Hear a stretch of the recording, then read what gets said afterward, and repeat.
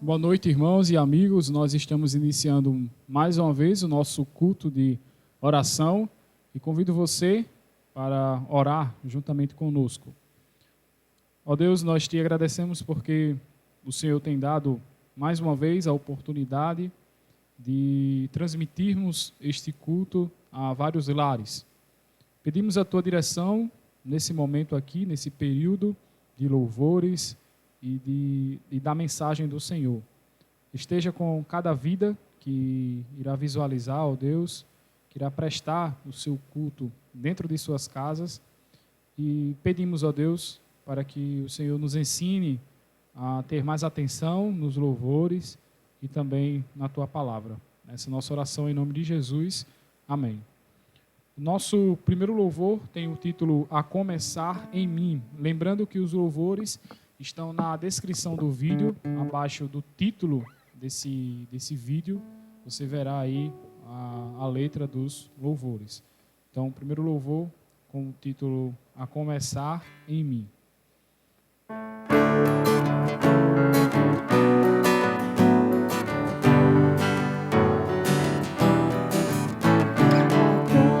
Começar em mim, quebra corações, para que sejamos todos um, como tu és em nós.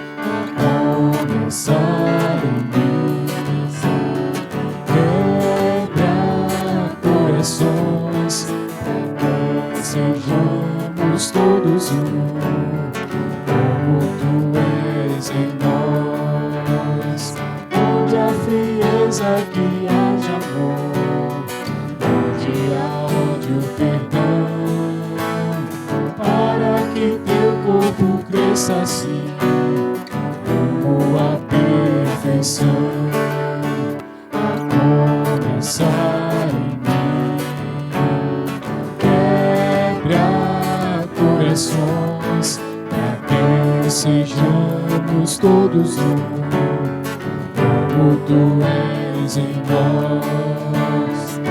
Onde há frieza que haja amor, onde há ódio, perdão, para que teu corpo cresça assim, rumo à perfeição.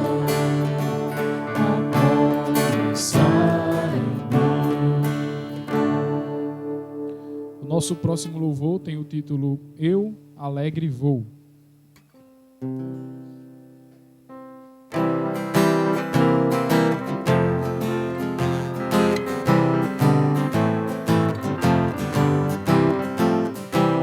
Perdido andei na escuridão, mas Cristo me encontrou, e com a luz do seu amor as trevas dissipou. Eu alegre vou na sua luz, pois Jesus agora me conduz. Desde que me achou da morte me livrou, ando sempre alegre, Cristo me salvou. No caso de se escurecer de nuvens todo o céu, Jesus bendito Salvador é luz que rasga o véu. Eu alegre vou na sua luz, pois Jesus agora me conduz. Desde que me achou da morte me livrou, ando sempre alegre, Cristo me salvou. Nadando estou na luz de Deus que doce comunhão, prossigo sempre com vigor, deixando o mundo vão. Eu alegre vou na sua luz, pois Jesus agora me conduz. Desde que me achou da morte me livrou, ando sempre alegre, Cristo me salvou. Face a face então verei Jesus o Salvador, o qual a sua vida me convive pecador. Eu alegre vou na sua luz, pois Jesus agora me conduz. Desde que me achou da morte me livrou, ando sempre alegre, Cristo me salvou. Nós iremos continuar louvando a Deus com o louvor de título Que Excelsa Graça.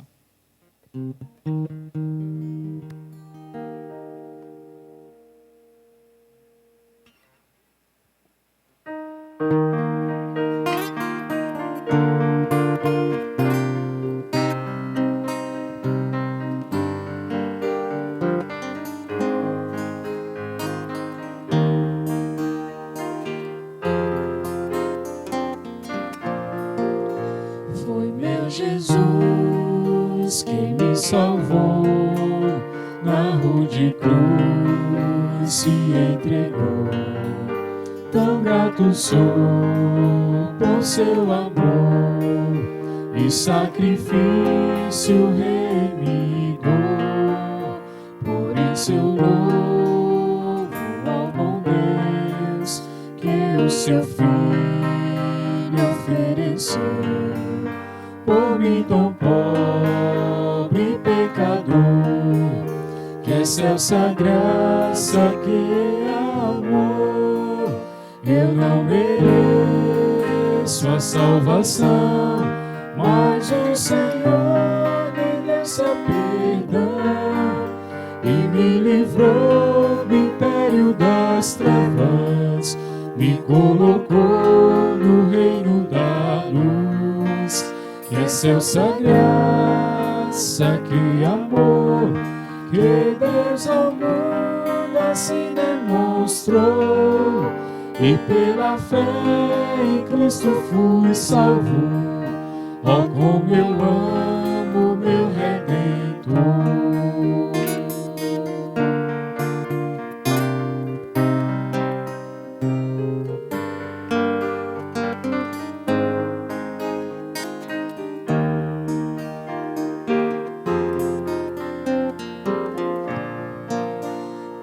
Esperança vivo eu de habitar no lar do céu. Aguardo Cristo me chamar e a sua igreja arrebatar. Por isso eu louvo a Jesus que na esperança me conduz. Que excelsa graça, que amor, vou habitar com meu Senhor. Eu não mereço a salvação, mas o Senhor me deu seu perdão e me livrou do império das trevas, me colocou no reino da luz. Que excelsa graça, que amor, que Deus ao mundo assim demonstrou, e pela fé em Cristo fui salvo. Oh, como eu amo meu Redentor. Oh, como eu amo meu Redentor. Agora nós teremos a mensagem do Senhor através do irmão Paulo.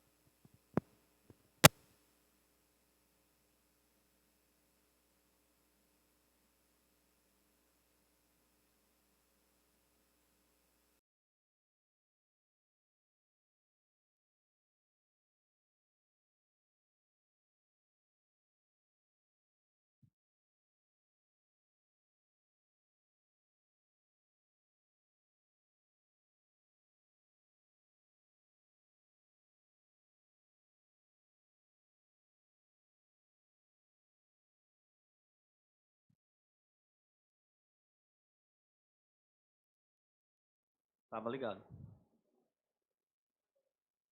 Ok. Sejam todos muito bem-vindos, amigos, irmãos, aqueles que nos assistem neste momento, onde quer que você esteja, que o Senhor esteja te abençoando, você, sua casa, toda a sua família.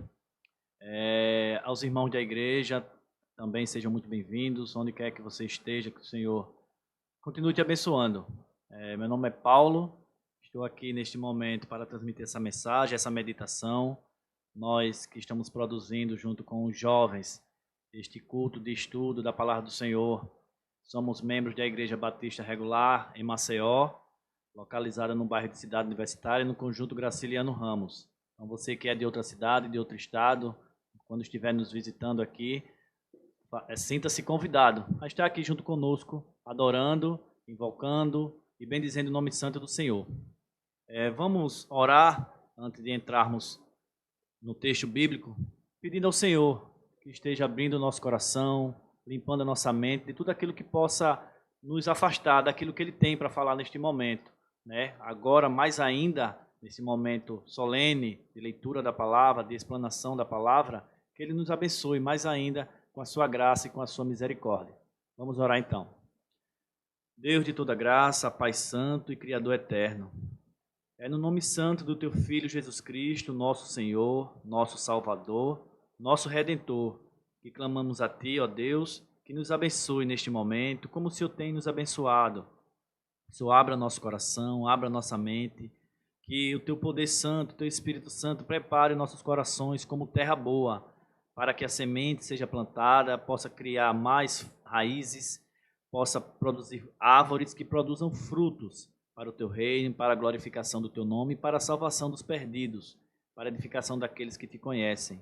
Se conosco, continua conosco neste momento, é o que Te pedimos e já Te agradecemos porque nós cremos no nome santo de Jesus. Amém. Irmãos, antes de adentrarmos no texto, eu gostaria de chamar a atenção para alguns aspectos. Nós sabemos que nós servimos a um Deus eterno, né? Não teve início, não terá fim, não foi criado por nada nem por ninguém.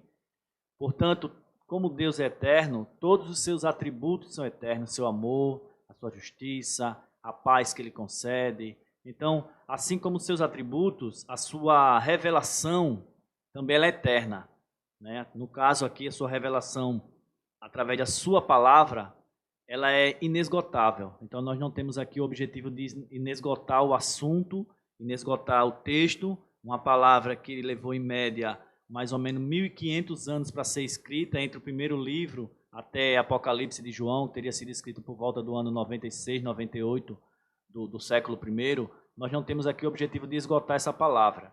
Muito pelo contrário, temos aqui o objetivo de nos alimentar dela. A palavra que vem sendo pregada há milhares de anos e nunca se esgotou e nunca se esgotará. Mas nós devemos adentrar neste momento com essa consciência que a palavra de Deus é viva, é eficaz, é penetrante e é transformadora. É através dela que nós somos transformados, através do conhecimento da pessoa de Cristo, que ela nos traz, através de seus apóstolos, através dos escritores, né, que foram inspirados e usados por Deus para escrever essas santas letras, como fala Paulo a Timóteo, para que hoje estivéssemos aqui, pela graça, pela misericórdia de Deus, para estarmos estudando. Então, tendo dado esse início, nós podemos abrir o texto que encontra-se no Evangelho de Lucas. Se você tiver a oportunidade, se você tiver com a sua Bíblia em mãos, você pode abrir. Do contrário, você acompanha, que eu farei a leitura do Evangelho de Lucas. Lucas, no seu capítulo 4. Lucas, capítulo 4, a partir do verso 16. Nós leremos do verso 16 ao verso 19. Lucas 4, 16 ao 19. Leiamos o texto então. E chegando a Nazaré, onde fora criado, entrou num dia de sábado, segundo o seu costume, na sinagoga, e levantou-se para ler. Palavra que refere-se a Jesus. E foi-lhe dado o livro do profeta Isaías, e quando abriu o livro, achou o lugar que estava escrito, o 18. O Espírito do Senhor está sobre mim, pois que me ungiu para evangelizar os pobres. Enviou-me a curar os contritos de coração, O 19 diz: a proclamar liberdade aos cativos e restauração de vista aos cegos, a pôr em liberdade os oprimidos, a anunciar o ano aceitável do Senhor. Final do versículo 19 diz: e a anunciar o ano aceitável do Senhor, que é o tema da nossa mensagem. Mas antes de adentrarmos no contexto bíblico, devemos trazer na nossa mente o que acontecia naquele momento.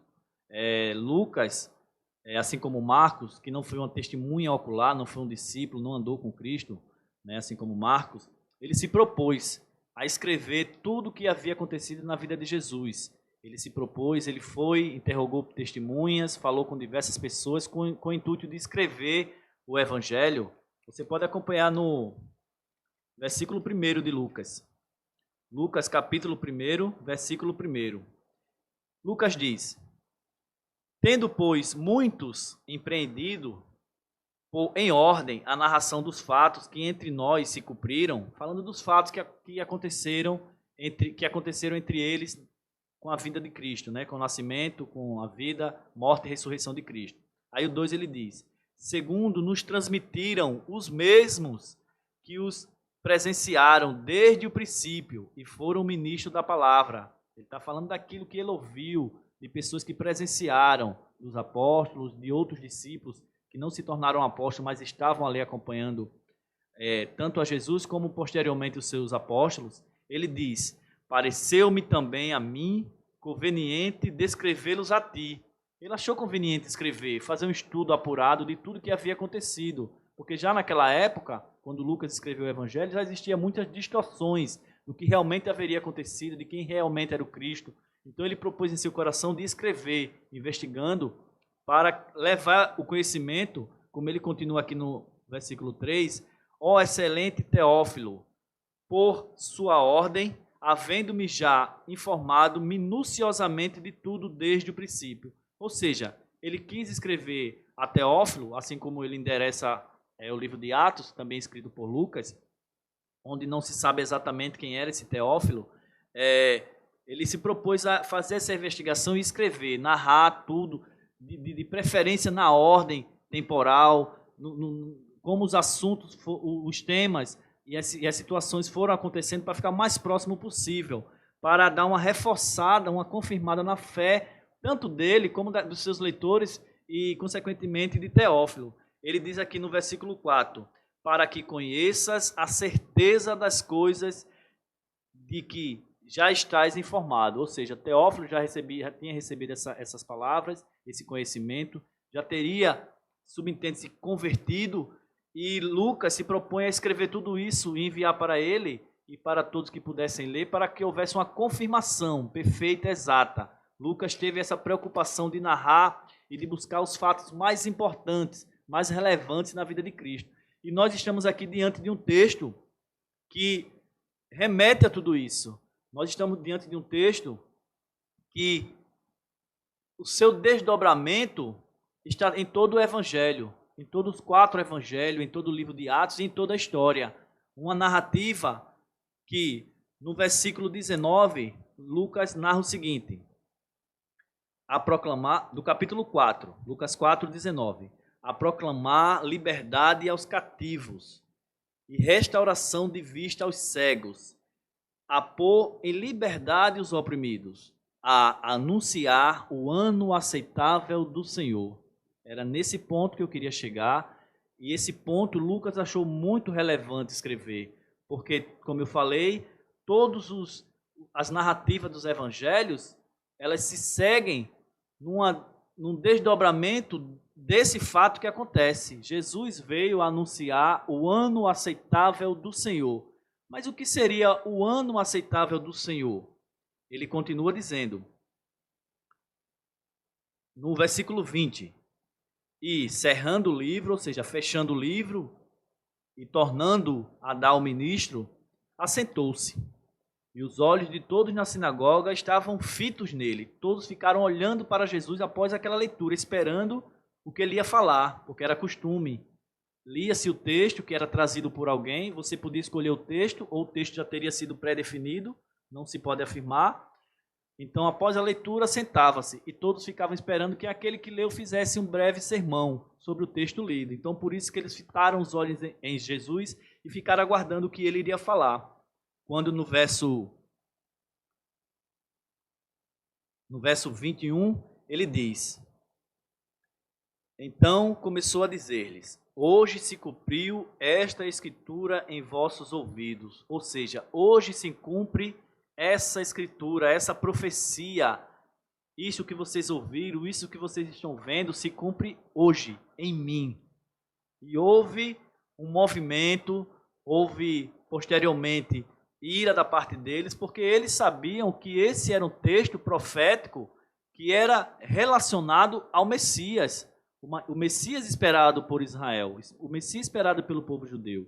Esse Messias, ele traria restauração, esse Messias, ele traria libertação do jugo. Então, eles sabiam claramente que esse texto se referia ao Messias. Então, Jesus ali naquele momento estava se autodeclarando o Messias de Israel, o ungido de Israel, o Cristo de Israel. Mas que profecia é essa? Onde está essa profecia? Qual foi o profeta que profetizou? Como nós sabemos, como o próprio texto já nos apresenta, o profeta Isaías. Mas o que diz exatamente o profeta Isaías sobre essa unção que o Messias receberia para proclamar libertação, proclamar perdão e restauração à nação de Israel? Vamos ao texto, você pode abrir se você tiver com a sua Bíblia. Isaías, no capítulo 61, um texto bastante conhecido, né? Isaías 61, a partir do verso 1. Isaías diz: o Espírito do Senhor Deus está sobre mim, porque o Senhor me ungiu para pregar boas novas aos mansos. Enviou-me a restaurar os contritos de coração, a proclamar a liberdade aos cativos e a abertura de prisão aos presos, a apregoar o ano aceitável do Senhor e o dia da vingança do nosso Deus, a consolar todos os tristes. Isso é o que Isaías diz. Jesus, quando ele lê aquele texto, ele choca, ele chama atenção, ele causa confusão na mente das pessoas. Apesar de que, antes disso, se nós lermos os versos anteriores, o capítulo anterior, Jesus vai ao Rio Jordão ser batizado por João Batista. Após o seu batismo, ele vai sair das águas, quando de repente sobre ele pousa o Espírito Santo como uma pomba. E todos veem, e é ouvido a voz que veio do céu, a voz do próprio Deus, a voz do Pai, dizendo: esse é o meu filho querido, esse é meu filho amado, em quem minha alma se compraz, em quem eu me alegro, em quem eu me satisfaço. Então, após ser batizado, Jesus é conduzido pelo Espírito ao deserto para por 40 dias ser tentado pelo diabo. E nós sabemos a narrativa desse texto. E após ser tentado e vencido as tentações, ele se propõe a voltar. Ele sai da Judéia e volta para a Galileia, a sua terra natal, onde ele teria sido criado em Nazaré. Ele teria sido batizado no Jordão, na Judéia, depois volta para a Galileia após a tentação no deserto. E durante a sua ida para a Galileia, sua ida para Nazaré, ele vai anunciando, a boas novas, arrependei-vos, que é chegado o reino dos céus, vai fazendo milagres, e a sua fama já vai se espalhando antes dele chegar em Nazaré. Então, muito provavelmente, quando ele chega em Nazaré, ele já era conhecido. De repente, ele já era até aguardado, pois já circulava a informação de que alguém de Israel, um sábio de Israel, que ele ainda não era conhecido como filho de Deus, não era conhecido como filho do homem, ele era um sábio, um rabino. Alguém de Nazaré estaria trazendo uma palavra nova, uma palavra diferente, e vinha realizando milagres. Então ele provavelmente já seria conhecido quando ele chegou em Nazaré. Então, quando ele disse que o Espírito do Senhor está sobre ele, porque ele me ungiu, realmente nós vemos nos versos anteriores, no seu batismo, após o seu batismo, o próprio Deus o unge com o Espírito Santo derramando sobre ele. E naquele momento ele começa seu ministério. Naquele momento ele começa sua pregação. Naquele momento ele começa a proclamar o ano da salvação, o ano aceitável ao Senhor, o ano da graça do Senhor, ou seja, o ano que é agradável a Deus. Mas por que esse ano é agradável a Deus? Nós podemos continuar lendo para entender melhor o que Jesus falou, fazendo referência a Isaías, e o que Isaías falou, fazendo referência a esse dia. Isaías falou, o Espírito do Senhor Deus está sobre mim, mas ele não estava falando sobre ele. Como foi dito, era uma profecia sobre o Messias, cumprida naquele dia, naquele momento, sobre a vida de Jesus. Ele continuou dizendo, porque o Senhor me ungiu para pregar boas novas aos mansos, enviou-me a restaurar os contritos de coração, a proclamar liberdade aos cativos e a abertura de prisão aos presos. O verso 2 de Isaías 61 diz, e apregoar o ano aceitável do Senhor e o dia da vingança do nosso Deus. Isso é muito importante. O ano aceitável do Senhor e o dia da vingança do nosso Deus. A consolar todos os tristes. Mas esse texto não surge em Isaías. Esse texto falado por Isaías, profetizado por Isaías a respeito do Messias, ele é bem mais antigo. Ele vem lá de Levítico. Esse texto, esse ano declarado por Isaías e consequentemente por Jesus, é um texto de Levítico. É um ano que está entre as leis de Deus. Se você pode acompanhar também em Levítico, capítulo 25. O livro da lei, melhor dizendo, o livro da lei dos hebreus, da lei do povo de Israel, onde vem falando as leis sobre todas as coisas, sobre o seu convívio, vem falando sobre as festas. E esse ano aceitável do Senhor, ou o ano do jubileu, como era conhecido, jubileu é uma palavra de origem hebraica, é uma palavra que vem da palavra hebraica Iovel, que faz referência ao carneiro, cujo o chifre era usado para ser tocado, o chofar, Esse chifre era como se fosse o berrante, que é usado aqui na região sul do país. Então, era um chifre onde ele era tocado. Então, essa palavra Iovel faz referência a esse carneiro. Há quem diga também que essa palavra Iovel, de origem hebraica, ela faça referência a um verbo, que quer dizer trazer de volta. Então, há uma certa variação de interpretação, mas o importante é o significado. O povo judeu sabia o real significado, as implicações desse ano do jubileu, as implicações desse ano agradável, o ano da graça do Senhor. Então, Levítico, nós lembramos que essas palavras foram dadas a Moisés no Monte Sinai, logo após a saída do povo hebreu do Egito, onde foi dados 10 mandamentos e diversas leis e diversas normas com relação à produção do tabernáculo. Então, em Levítico 25, ele diz o seguinte, a partir do verso 1.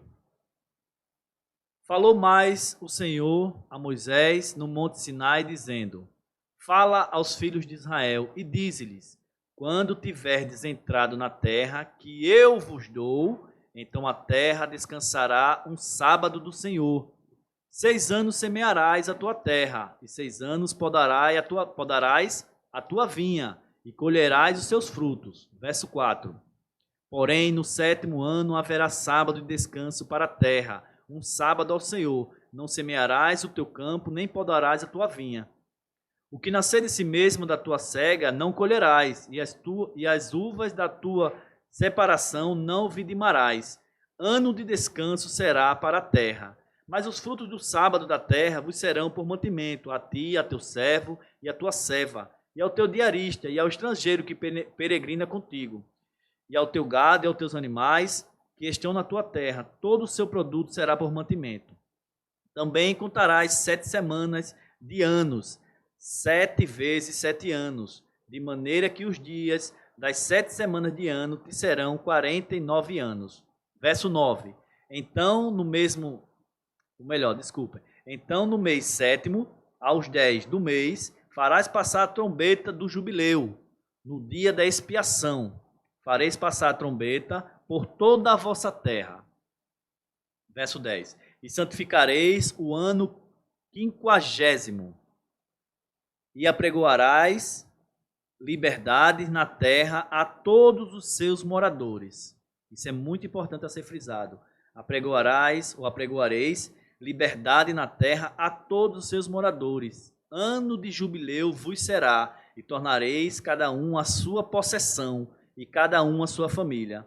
O ano 50º vos será jubileu, não semearás, nem colherás o que dele nascer de si mesmo, nem nele vindimareis as uvas das separações, porque jubileu é, santo será para vós, a novidade do campo comereis. Neste ano do jubileu, tornareis cada um a sua possessão. Então, o restante de Levítico, ele diz mais desdobramentos desse ano, dessa lei que eles deveriam guardar esse ano. O ano de jubileu, ele é o ápice da graça, da ação graciosa de Deus sobre o seu povo. Aqui o povo acabou de sair do Egito, o povo está em caminho à terra prometida, à terra do seu descanso, a Canaã, né?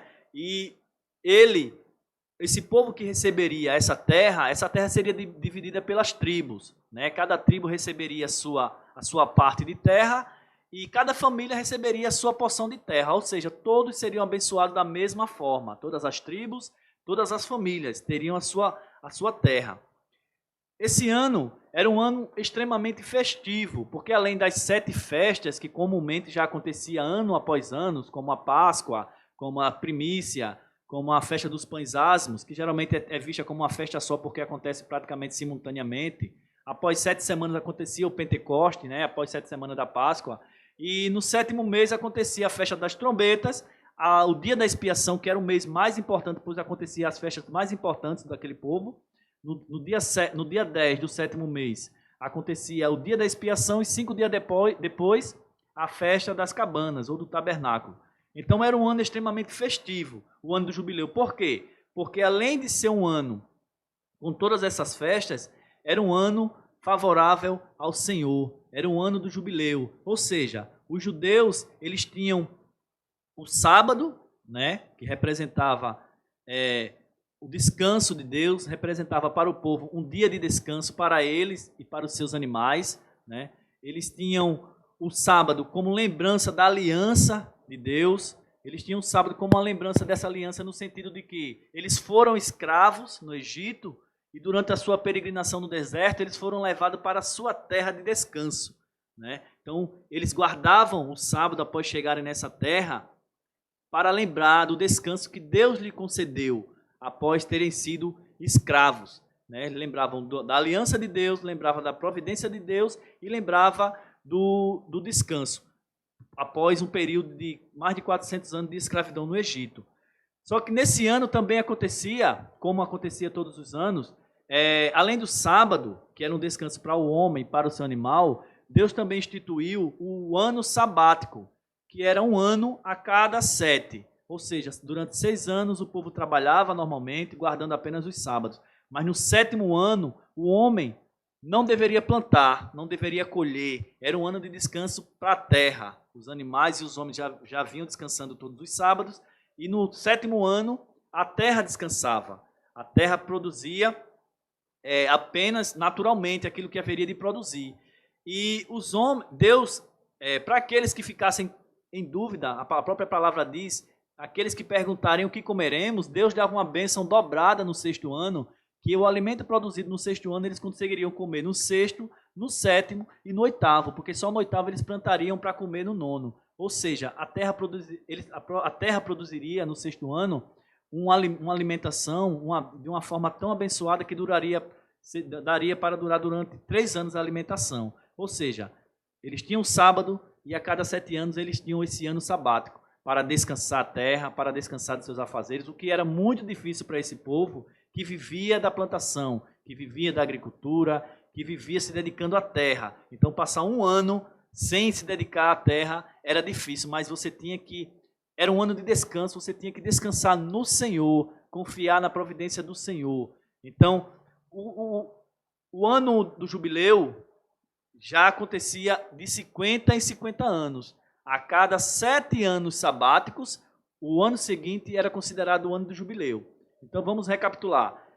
O povo tinha a cada 6 dias, um dia para descansar, a cada sete anos, o último desse ano, o 7º ano, era de descanso da terra, e a cada 7 semanas de anos, ou seja, 7 vezes 7 anos, que daria 49 anos, no ano seguinte seria o ano do jubileu. O ano do jubileu era um ano de perdão, além da expiação que acontecia todo ano, no dia 10 do mês 7. Ele era um ano de libertação de escravos e ele era um ano de restauração. Então, devemos frisar esses 3 aspectos principais: perdão, libertação e restauração. Por quê? Deus, pela sua graça, ele conhecendo os nossos corações, conhecendo o coração daquele povo, ele sabia que muitos não administrariam bem a sua terra, a sua possessão, aquilo que havia recebido após chegar à terra de Canaã. E para que houvesse um equilíbrio econômico e social também, né, além de outros aspectos, Deus instituiu o ano do jubileu. O que acontecia no ano do jubileu? Como nós lemos no texto de Levítico, aqueles que estavam presos, por qualquer que fosse o motivo, por dívidas, eles tinham que ser libertos. Aqueles que tinham vendido a sua terra, mesmo que já tivesse morrido e tivesse deixado os filhos, neste ano, essa terra deveria ser restituída, deveria ser devolvida.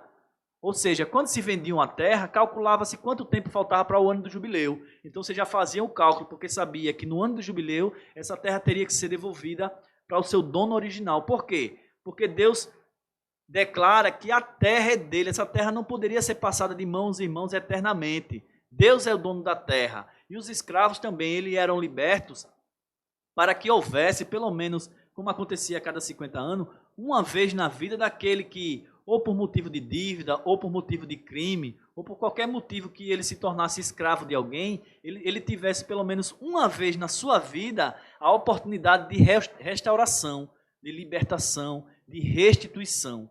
Então Deus, na sua infinita sabedoria, no seu infinito amor, no seu infinito zelo e cuidado com o ser humano, ele já faz isso já no deserto do Sinai.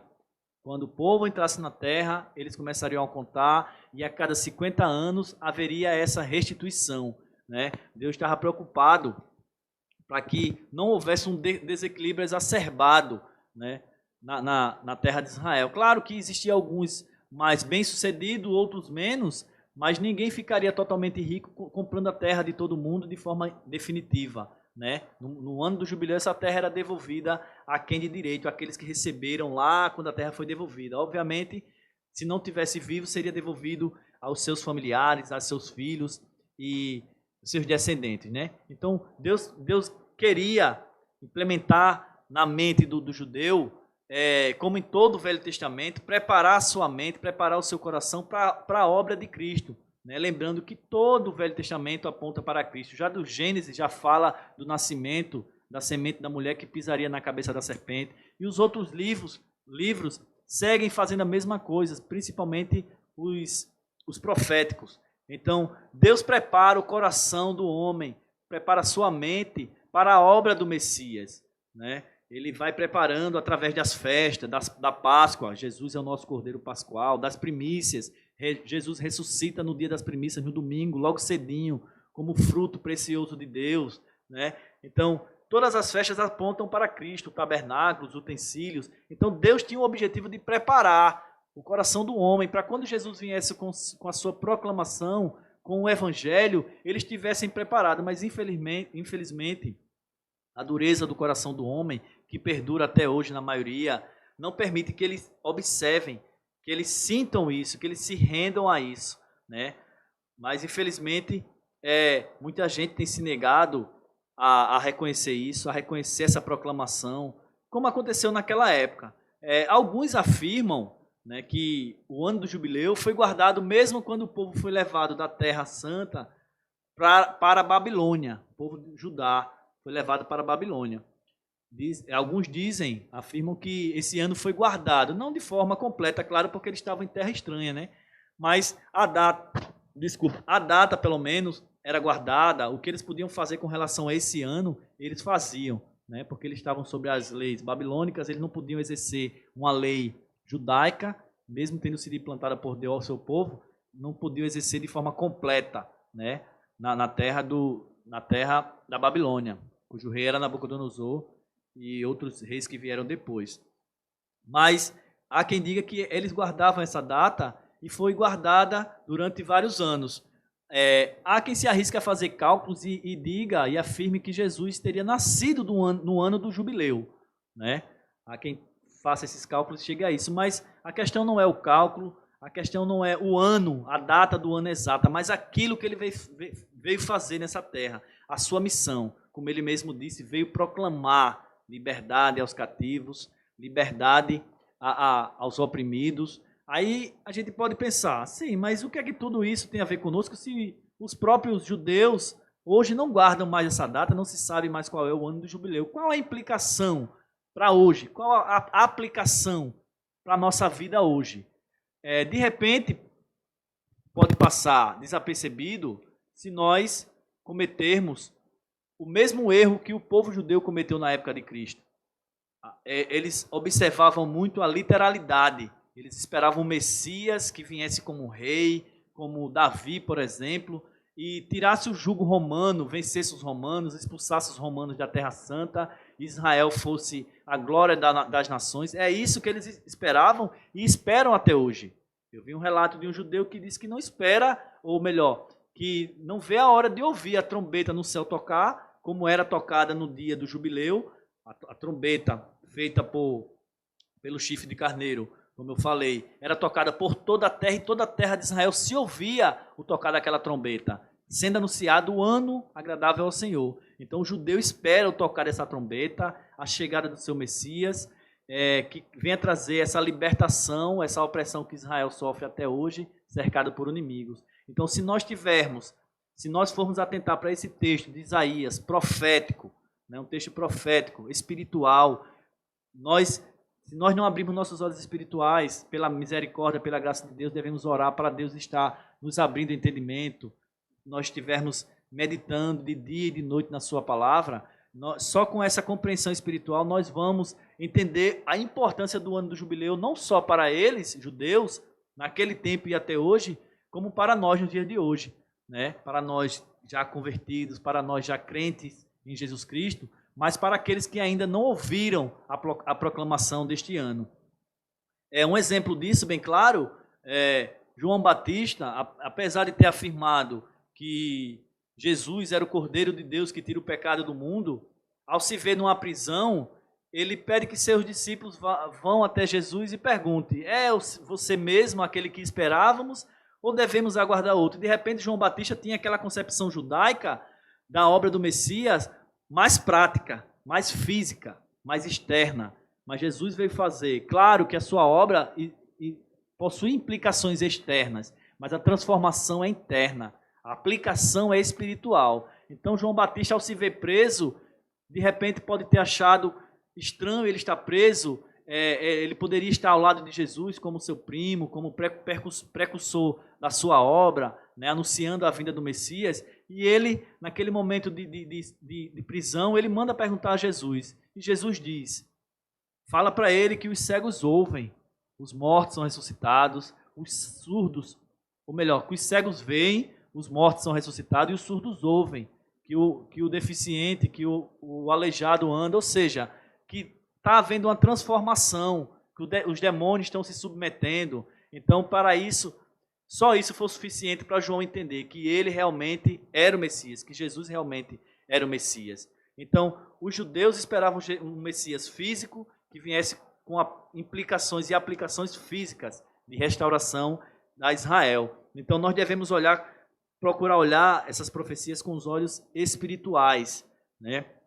Como Jesus pregou o seu conteúdo, as suas implicações, os seus desdobramentos. Como eu disse no início, todos os evangelhos, o livro de Atos e tudo que acontece à igreja são implicações dessa declaração. Ele veio pregar e apregoar o ano aceitável do Senhor. Se nós adentrarmos mais no texto, no Velho Testamento, que era aplicado de forma literal esse ano do jubileu, o ano aceitável ao Senhor, era concedido perdão, né? Os escravos, os devedores, os endividados, eles tinham suas dívidas perdoadas naquele ano, eram zeradas suas dívidas. Os seus bens eram restituídos, as suas terras eram restituídas. Então, nós podemos observar, lendo novamente o texto de Lucas, que Jesus também declara isso. Ele veio fazer isso. No verso 18 do capítulo 4, Jesus disse: o Espírito do Senhor está sobre mim, pois que me ungiu para evangelizar os pobres, enviou-me a curar os contritos de coração. Ou seja, ele veio evangelizar, ele veio dar boas novas, ele veio dar boas notícias. Que notícias são essas?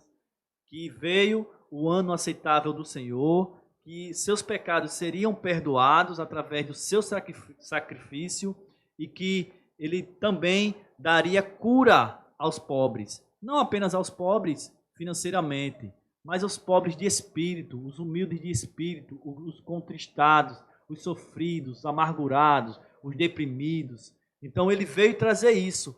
Enquanto no Velho Testamento, de forma física e literal, eles tinham as dívidas perdoadas, eles tinham a terra restituída, Jesus veio trazer vida nova àqueles que vinham sendo oprimidos. Então Jesus traz aplicando de forma espiritual, transformadora, prática também, pois alguém transformado espiritualmente, internamente, levaria uma nova vida, levaria uma vida diferente. Espiritualmente, ele trouxe o perdão dos pecados e a dívida estaria sendo paga, né? Enquanto a dívida física e material do Velho Testamento era perdoada, Jesus veio pagar essa dívida, veio perdoar os pecados, como diz em Colossenses, se você puder abrir, Colossenses 2,14.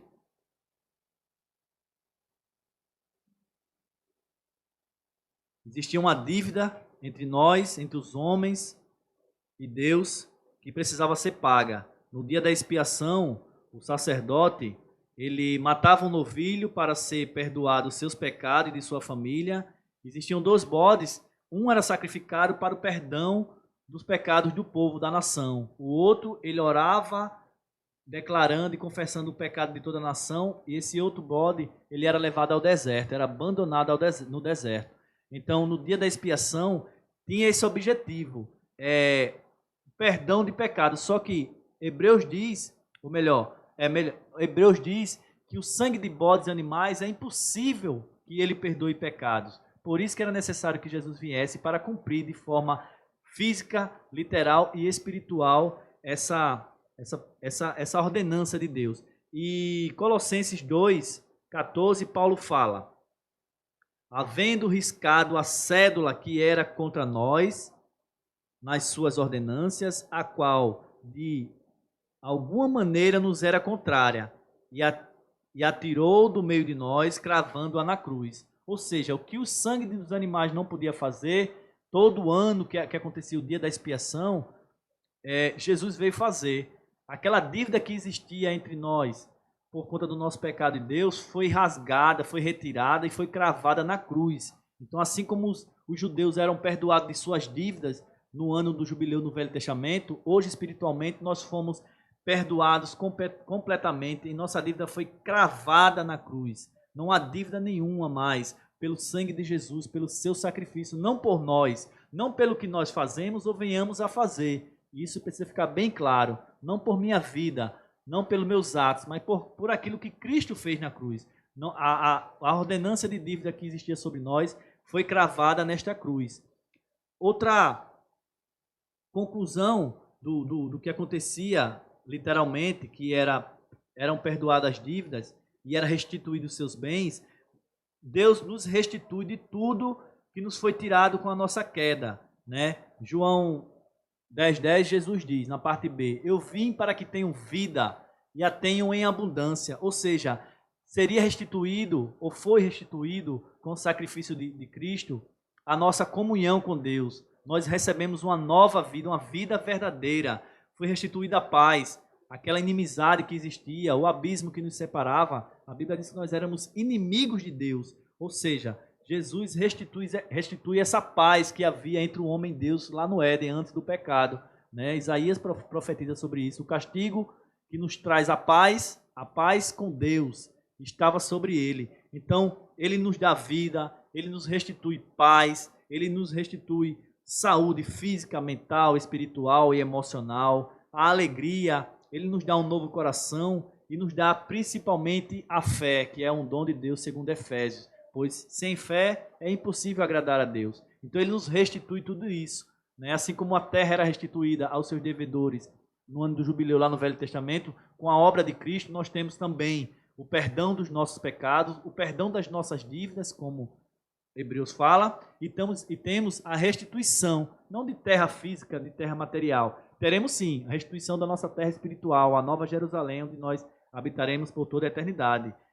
Enquanto isso não acontece de forma plena e total, Deus restitui a nossa comunhão. Hoje nós temos acesso livre ao Pai, nós não precisamos de um sumo sacerdote para entrar uma vez por ano no Santo dos Santos. O véu foi rasgado, hoje nós temos a liberdade, como Jesus falou, de nosso quarto, de joelho, orarmos e falarmos com o Pai, e Ele nos ouve e nos responde segundo a sua vontade. Nós temos paz com Deus, nós não temos mais inimizade. Eu sei que eu posso falar com Ele, que Ele me ouve. Ele me dá um novo coração para servi-lo, um coração de carne, não de pedra, ou seja, um coração vivo, maleável, não um coração frio, duro, imutável na sua essência como uma pedra. Então é isso que Ele nos restitui.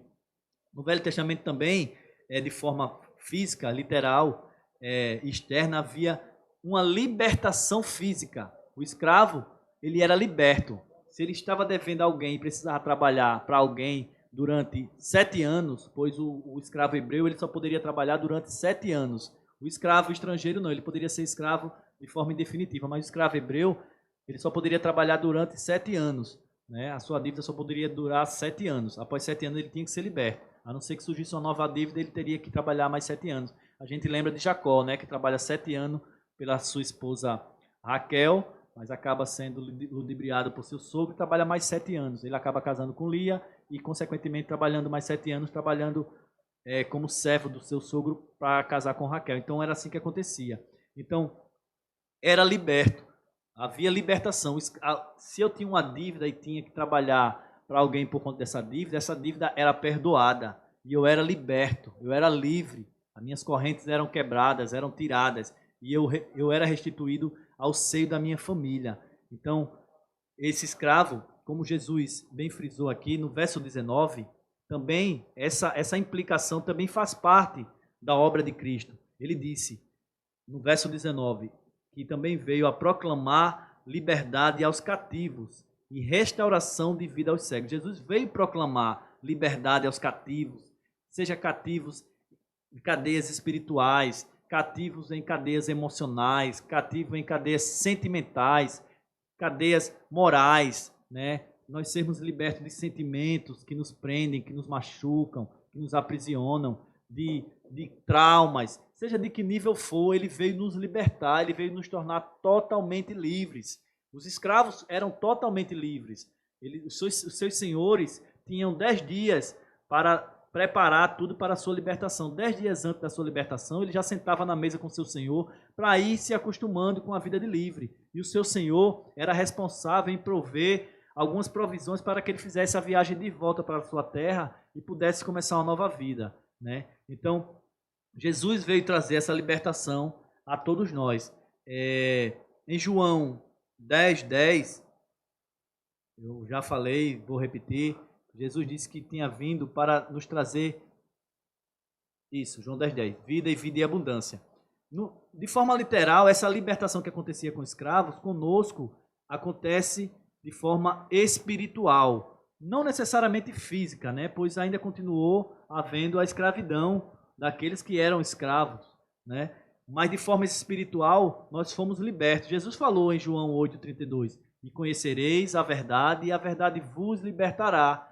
Que verdade? O próprio Jesus, ele mesmo teria falado, eu sou o caminho, a verdade e a vida. Então, ao conhecermos essa verdade, nós somos libertos das cadeias que nos prendem, do poder do pecado. No 36, no João 8:36, ele reafirma, se pois o Filho vos libertar, verdadeiramente serei livres.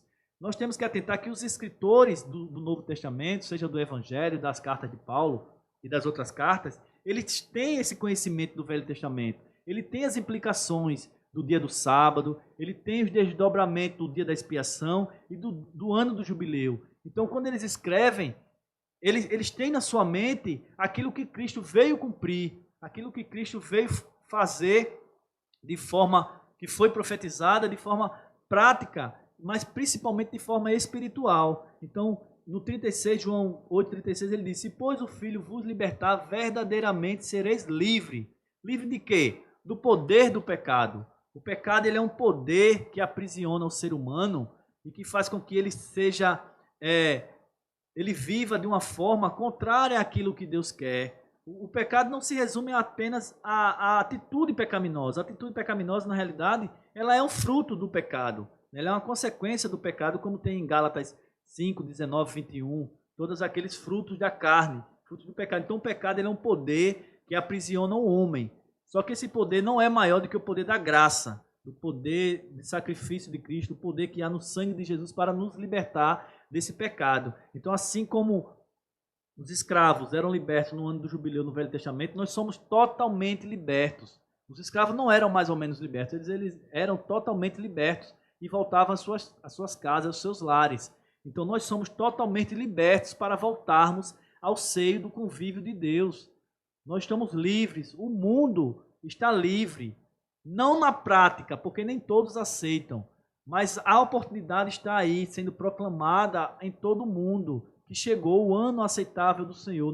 O ano aceitável do Senhor está a todo vapor. Não é um ano físico, um ano de 365 dias, de 12 meses. Não, é um ano espiritual. E Jesus saiu para proclamar, como era tocada a trombeta em toda a terra de Israel. Jesus saiu durante seus 3 anos e pouco de ministério, pregando, proclamando libertação. Vocês são livres. Vocês estão livres para servir a Deus apenas e não a ninguém, nem muito menos ao pecado. Então, esse ano deve ser proclamado, foi proclamado por Cristo, foi proclamado por seus apóstolos e está sendo proclamado há 2000 anos, né? Por toda a terra, que todo aquele que crê no nome santo de Jesus tem seus pecados perdoados. Basta somente crer, né? Oramos para que todos aqueles que não conhecem a Cristo possam ter essa oportunidade de receber essa fé e crer que o que precisava ser feito foi feito por Cristo para que todos fossem libertos. Então, de forma literal também, como eu falei, as 3 palavras que nos chamam a atenção em principais do ano do jubileu era perdão, as dívidas eram perdoadas, nós temos nossos pecados e dívidas perdoadas, libertação, os presos eram soltos, como as suas dívidas eram perdoadas, eles eram libertos totalmente. Nós somos libertos do pecado pelo sacrifício de Cristo de forma completa. Claro que o pecado ainda habita na nossa carne e por volta e meia ele quer fazer efeito, ele quer produzir frutos, mas o pecado não é mais uma atitude corriqueira, não é uma prática do convertido. Então, pela misericórdia de Cristo, nós fomos libertos do poder do pecado para servir ao poder da graça, ao poder de Deus. E outra palavra importante desse período, tanto literal e físico no Velho Testamento, como espiritual e prático para nós, é a restauração. Eles eram restaurados aos seus lares. Imagine a alegria, imagine a expectativa que havia por esse ano.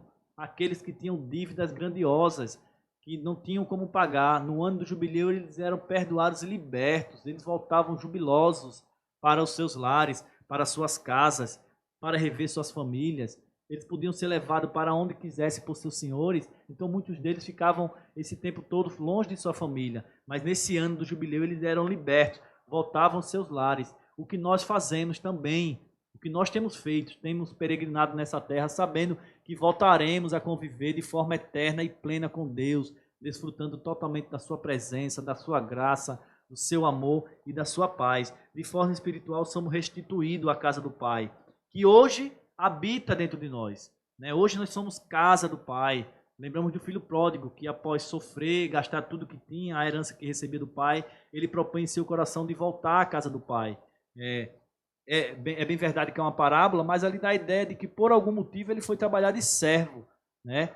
Tomando conta de porcos. Não sei se por dívida, não sei qual o motivo, ou os motivos que levaram a ele a ter saído da casa do pai com a herança e ter ido parar cuidando de porcos, que era uma atitude abominável para o povo judeu, já que o porco era um animal impuro. Mas ele propõe em seu coração, e o pai, dioturnamente, esperava seu filho, a restituição do seu filho, voltar para a sua casa, não para jogar na sua cara o que ele fez, não para condená-lo, mas para abraçá-lo, para se alegrar por seu retorno. Então isso é o que Deus espera daqueles que possam crer no seu nome, daqueles que estarão crendo no sacrifício de Jesus, daqueles que se submetem ao sacrifício de Jesus.